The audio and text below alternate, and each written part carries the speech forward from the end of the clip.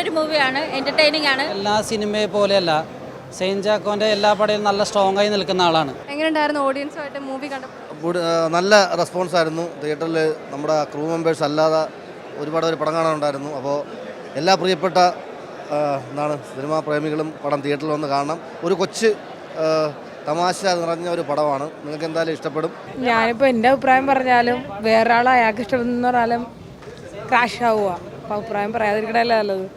എന്തായാലും അത്ര പോരാ. കോമഡി ത്രില്ലായിട്ട് കാരണം ചിരിച്ചിട്ട് ഊപ്പാട് പോയി. പിന്നെ ഇതിൻ്റെ പിന്നിൽ പ്രവർത്തിച്ച ഒരുപാട് ആൾക്കാർക്ക് നന്നായി എഫക്റ്റ് ചെയ്തുകൊണ്ട് പടം നന്നായിട്ടുണ്ട്. എനിക്ക് എല്ലാ ഡയറക്ടർമാരും പറയാനുണ്ട്, ഇതുപോലുള്ള പുതുമുഖ നായകന്മാരെ വെച്ച് പടം ചെയ്യുക. അപ്പോൾ നന്നായി എഫക്റ്റ് ചെയ്യുമ്പോൾ പടം നന്നായിട്ട് വരും. ഇൻ്റർവെല്ലിന് കഴിഞ്ഞതിന് ശേഷം കുറച്ചുകൂടെ സസ്പെൻസ്, എന്താണ് നടക്കുന്നതെന്ന് അറിയാനുള്ള ഒരു ത്രില്ലിംഗ് ഉണ്ട്.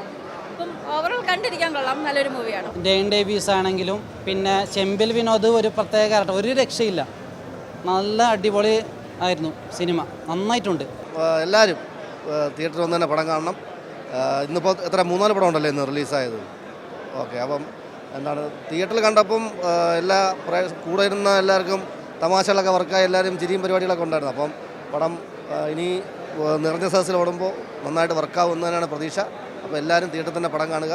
Thank you so much. ഇന്ന് ഒരുപാട് സിനിമ റിലീസാണല്ലോ, അപ്പോൾ ഒരു ബുദ്ധിമുട്ടായിട്ട് ഫീൽ ചെയ്തിട്ടുണ്ടോ? ബുദ്ധിമുട്ട് അങ്ങനെ കയറാൻ, ഏത് സിനിമ കയറണം അല്ലെങ്കിൽ അപ്പോൾ നല്ല സിനിമകൾ ഒരുപാട് മിസ്സായി പോകുന്ന ഒരു ഫീൽ തോന്നുന്നു. ഞാൻ പറയുന്നത് ഇപ്പം ഏറ്റവും വലിയ പബ്ലിസിറ്റി മൗത്ത് പബ്ലിസിറ്റി ആണല്ലോ. എല്ലാവരും ഒരാൾ കണ്ട് കൊള്ളാമെന്ന് പറയണമെങ്കിൽ പടം എന്തായാലും ഒന്ന് കാണുമെന്നാണ് പ്രതീക്ഷ. അപ്പോൾ അങ്ങനെ നല്ല പടങ്ങളാണെങ്കിൽ എന്തായാലും തിയേറ്ററിൽ വരും അല്ലേ?